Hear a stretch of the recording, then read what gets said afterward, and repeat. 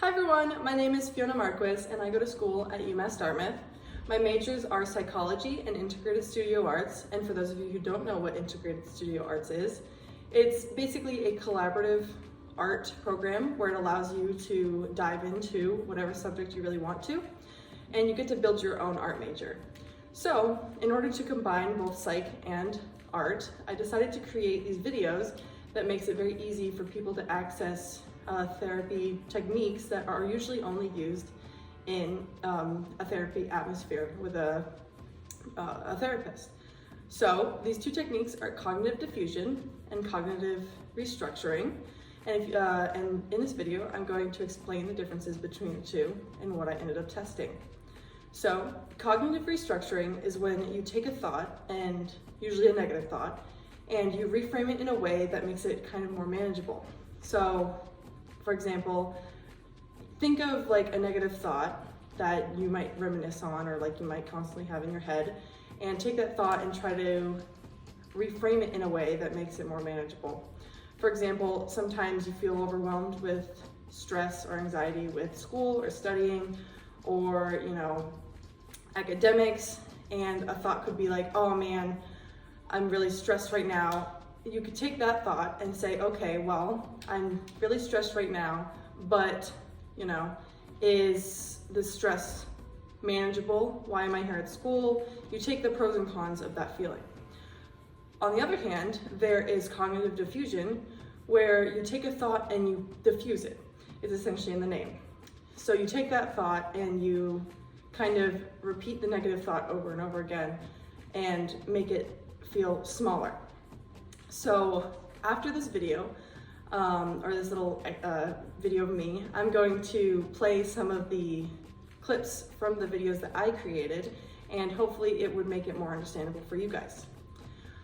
Also, I ended up taking these videos and doing some sort of like pilot study at the psych conference at my school last fall in the 22 semester.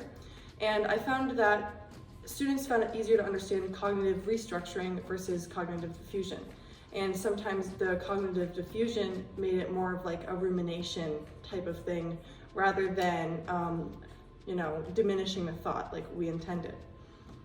So this is still ongoing, and the study will be done by spring by a grad student here. So I helped assist with developing the videos and the tools that helped students better understand the concepts. And overall, I hope that after watching some of these videos that I've developed or these techniques, it would make it easier for you also to use these tools and have access to these things that some people otherwise would not.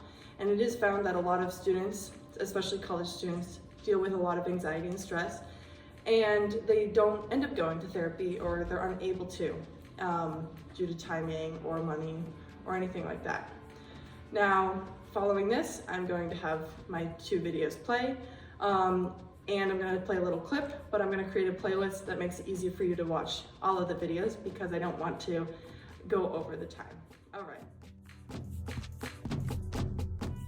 Turn to an example to help with understanding this. Consider an exercise called I'm having a thought that. This technique works like this. First, choose a negative thought that usually upsets you. Examples of common negative thoughts people can experience include I'm not good enough or I'm unlikable.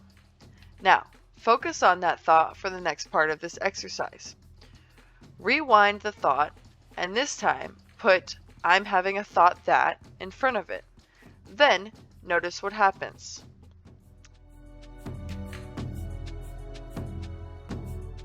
Practicing cognitive restructuring.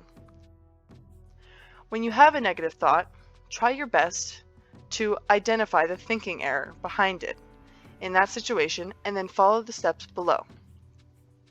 So, these are the two steps. First, you must examine the thought.